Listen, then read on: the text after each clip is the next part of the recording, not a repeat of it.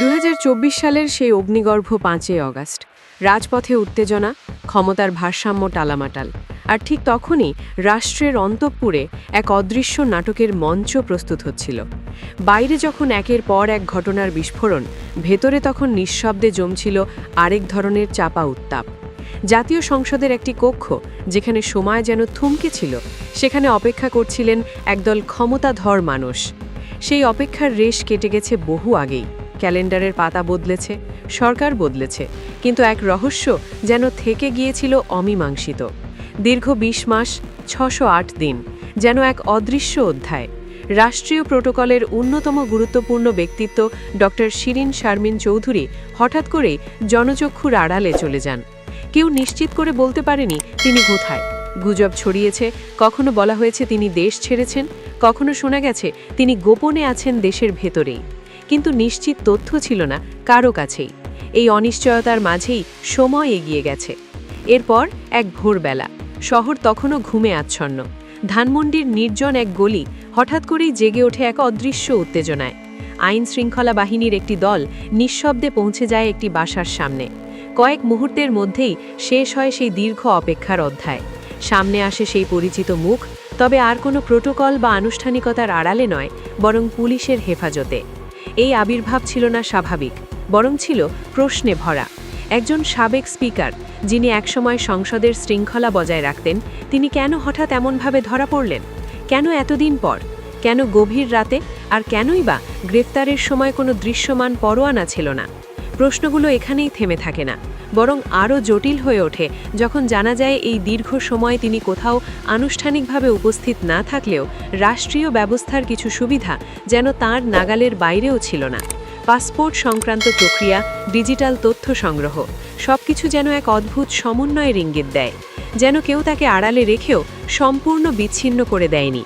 এই রহস্যের ভেতরে ঢুকলে দেখা যায় ঘটনাগুলো শুধু আইনি নয়, রাজনৈতিক হিসেব নিকাশের সাথেও গভীরভাবে জড়িত। ২০২৪ সালের সেই অস্থির সময়ের পর থেকে দেশের রাজনীতিতে যে নতুন সমীকরণ তৈরি হয়েছে, সেখানে পুরনো শক্তিগুলো নতুনভাবে নিজেদের অবস্থান খুঁজে নেওয়ার চেষ্টা করেছে। আর সেই প্রক্রিয়ায় কিছু নাম বারবার উঠে এসেছে, যাদের মধ্যে শিরিন শারমিন চৌধুরী ছিলেন অন্যতম। তার ভাবমূর্তি ছিল তুলনামূলকভাবে সংযত, আন্তর্জাতিক অঙ্গনেও গ্রহণযোগ্য। ফলে অনেকের কাছেই তিনি সম্ভাব্য এক মুখ, যিনি নতুন করে কোনো রাজনৈতিক কাঠামো গড়ে তুলতে পারেন। এই সম্ভাবনাই কি তাকে আলোচনার কেন্দ্রে এনে দিয়েছে, নাকি সেটাই তাকে ঝুঁকির মুখে ফেলেছে? গ্রেফতারের আইনি দিকটিও কম বিতর্কিত নয়। যে মামলায় তাকে আটক দেখানো হয়েছে, সেটি সরাসরি হত্যার নয়, বরং হত্যা চেষ্টার অভিযোগ। অথচ তার বিরুদ্ধে আরও গুরুতর অভিযোগও ছিল। কেন এই নির্দিষ্ট মামলাটি বেছে নেওয়া হলো?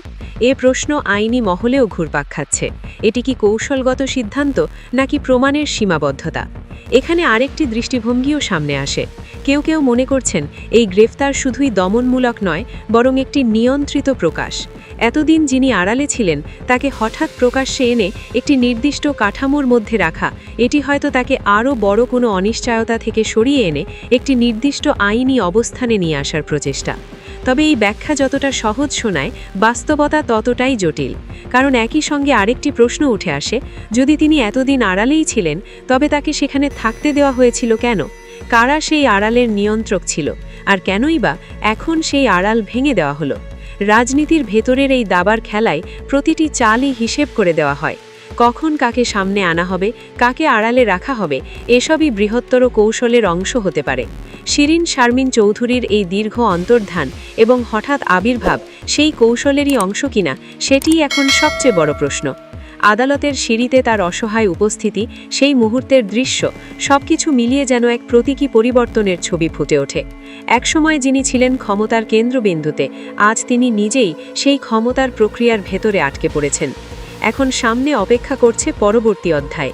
আইনি লড়াই, রাজনৈতিক প্রতিক্রিয়া এবং সময়ের সাথে সাথে বেরিয়ে আসা নতুন তথ্য, সব মিলিয়ে এই ঘটনাটি কেবল একটি গ্রেফতারের গল্প নয়, বরং একটি সময়ের প্রতিচ্ছবি। এখানে ব্যক্তির চেয়ে বড় হয়ে উঠেছে প্রেক্ষাপট, আর ঘটনাটির চেয়ে গভীর হয়ে উঠেছে এর অন্তর্নিহিত অর্থ। শেষ পর্যন্ত সত্য কোথায় দাঁড়াবে, সেটি নির্ধারণ করবে সময়ই। তবে আপাতত এটুকু স্পষ্ট, এই গল্প এখনও শেষ হয়নি।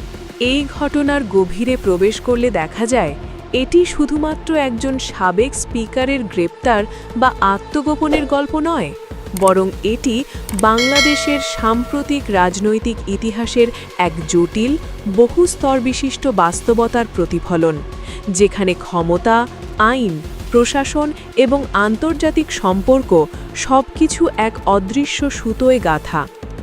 ডক্টর শিরিন শারমিন চৌধুরীর দীর্ঘ ২০ মাসের অনুপস্থিতি অনেকের কাছে এক ধরনের রাজনৈতিক শূন্যতার প্রতীক হয়ে উঠেছিল। তিনি ছিলেন এমন একজন ব্যক্তি যিনি সরাসরি সংঘর্ষের রাজনীতির সঙ্গে খুব বেশি সম্পৃক্ত না থাকলেও ক্ষমতার কাঠামোর এক গুরুত্বপূর্ণ স্তম্ভ ছিলেন। ফলে তার হঠাৎ করে অদৃশ্য হয়ে যাওয়া শুধু ব্যক্তিগত নিরাপত্তার প্রশ্ন নয়, বরং রাষ্ট্রের ধারাবাহিকতা এবং প্রাতিষ্ঠানিক স্থিতিশীলতা নিয়েও প্রশ্ন তোলে। এই সময়টাতে দেশের রাজনৈতিক অঙ্গনে যে পরিবর্তনগুলো ঘটেছে তা ছিল নজিরবিহীন। ক্ষমতার পালাবদল, নতুন জোটের উত্থান, পুরনো নেতৃত্বের পতন, সব মিলিয়ে এক অস্থির পরিবেশ তৈরি হয়েছিল। এই অস্থিরতার মধ্যেই শিরিন শারমিন চৌধুরীর মতো একজন ব্যক্তিত্বের অবস্থান ছিল অত্যন্ত স্পর্শকাতর, কারণ তিনি একদিকে পুরনো ব্যবস্থার অংশ, অন্যদিকে তুলনামূলকভাবে গ্রহণযোগ্য ও কম বিতর্কিত মুখ। অনেক বিশ্লেষক মনে করেন এই ধরনের ব্যক্তিদের ঘিরেই সাধারণত ট্রানজিশন পলিটিক্স বা পরিবর্তনের রাজনীতি আবর্তিত হয়। যখন একটি শাসন ব্যবস্থা থেকে আরেকটি ব্যবস্থায় রূপান্তর ঘটে, তখন এমন কিছু মুখ খোঁজা হয় যারা পুরনো এবং নতুন দুই পক্ষের কাছেই আংশিক গ্রহণযোগ্য হতে পারে। এই প্রেক্ষাপটে শিরিন শারমিন চৌধুরীর নাম সামনে আসাটা অস্বাভাবিক নয়। কিন্তু ঠিক এখানেই দ্বন্দ্বের সূচনা, কারণ এমন একজন ব্যক্তি যিনি সম্ভাব্যভাবে একটি নতুন রাজনৈতিক ভারসাম্য তৈরি করতে পারেন, তাকে নিয়ন্ত্রণে রাখা বা প্রভাবমুক্ত রাখা এটিও অনেক শক্তির জন্য গুরুত্বপূর্ণ হয়ে ওঠে। ফলে তার ২০ মাসের অদৃশ্য অবস্থানকে কেউ কেউ দেখছেন একটি পরিকল্পিত নীরবতা হিসেবে। এই নীরবতার ভেতরে কি ঘটেছে সেটিই এখন সবচেয়ে বড় প্রশ্ন। বিভিন্ন সূত্রে যে তথ্য উঠে এসেছে তা ইঙ্গিত দেয় তিনি পুরোপুরি গায়েব ছিলেন না, বরং একটি সীমিত পরিসরের মধ্যে নিয়ন্ত্রিত অবস্থায় ছিলেন। এই ধরনের অবস্থাকে কেউ কেউ সফট ডিটেনশন বা নরম বন্দিত্ব হিসেবেও বর্ণনা করছেন, যেখানে ব্যক্তি বাইরে যেতে পারেন না, আবার পুরোপুরি কারাগারেও থাকেন না। এখানে রাষ্ট্রের ভূমিকা নিয়ে প্রশ্ন উঠছে। যদি তিনি সত্যিই আত্মগোপনে থাকতেন, তাহলে কিভাবে তার মতো একজন হাই প্রোফাইল ব্যক্তির অবস্থান এতদিন অজ্ঞাত থেকে গেল? আবার যদি রাষ্ট্র তার অবস্থান সম্পর্কে অবগত থেকেও প্রকাশ না করে, তাহলে সেটির পেছনে কী উদ্দেশ্য কাজ করছিল? এই প্রশ্নগুলোর উত্তর খুঁজতে গেলে আরেকটি বিষয় সামনে আসে: প্রশাসনিক সমন্বয়। একটি রাষ্ট্রের বিভিন্ন সংস্থা, পুলিশ, গোয়েন্দা বিভাগ, প্রশাসন যদি একসঙ্গে কাজ না করে, তাহলে এত দীর্ঘ সময় ধরে এমন একটি পরিস্থিতি বজায় রাখা সম্ভব নয়।